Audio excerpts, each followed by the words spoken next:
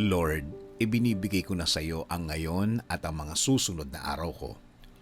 Panginoon, salamat sa lahat ng ibinigay mo sa mga nakaraang mga araw at linggo ng aking buhay. Sa proteksyon mo, sa mga blessings mo, sa mga answered prayers ko. Salamat, salamat Panginoon. Alam po namin na kapakanan po namin ang una sa inyo bilang bahagi ng pagmamahal nyo sa amin, Lord. Salamat sa lagi kayong andyan. Salamat sa lagi niyong pag-alalay sa amin, lalo na sa mga tulong ninyo sa mga problema namin, Panginoon. Kaya Panginoon, ipinagkakatiwala po namin ang aming ngayon at mga darating na mga araw. Dahil alam namin, Lord, na kapag sa inyo nagtiwala, walang magiging problema kaming nakikita na darating. Kayo na po ang bahalang magprotekta sa amin.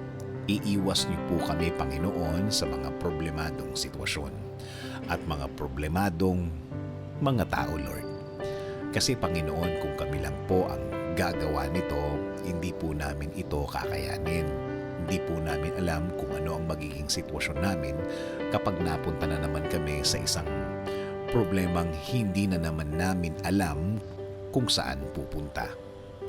At alam din po namin, Panginoon, na itong mga bagay na ito ay nagawa niyo na po ito sa aming mga buhay, kaya naniniwala po kami na magagawa niyo ito ulit at diretso na kaming poprotektahan. Panginoon, kasama na po ng aming pamilya. Even though we are not together always, every minute, every hour of the day, we know, Lord, that you also protect them, God. Panginoon, alam po namin na maganda po ang plano ninyo sa aming mga buhay. Alam po namin na kapag kayo ang nag-provide at tinupad nyo ang inyong plano sa buhay namin, alam namin, Lord, na ang lahat ay maayos dahil walang problema ang lilitaw dito. Panginoon, amin din pong ipinagdadasal ang aming bayan. Patuloy niyo po sanang pagalingin ang aming bansa, Lord. Ayusin niyo rin po ang kinabukasan ng aming bayan, Panginoon. Panginoon, ibinibigay po namin ang aming ngayon at ang aming mga bukas. Maniniwala at magtitiwala po kami sa inyong pagmamahal at patuloy kaming nasa ilalim ng inyong kapangyarihan, Panginoon.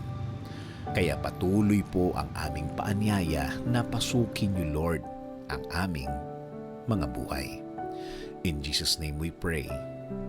Amen. Sabi nga sa Psalm 28:7, "The Lord is my strength and my shield.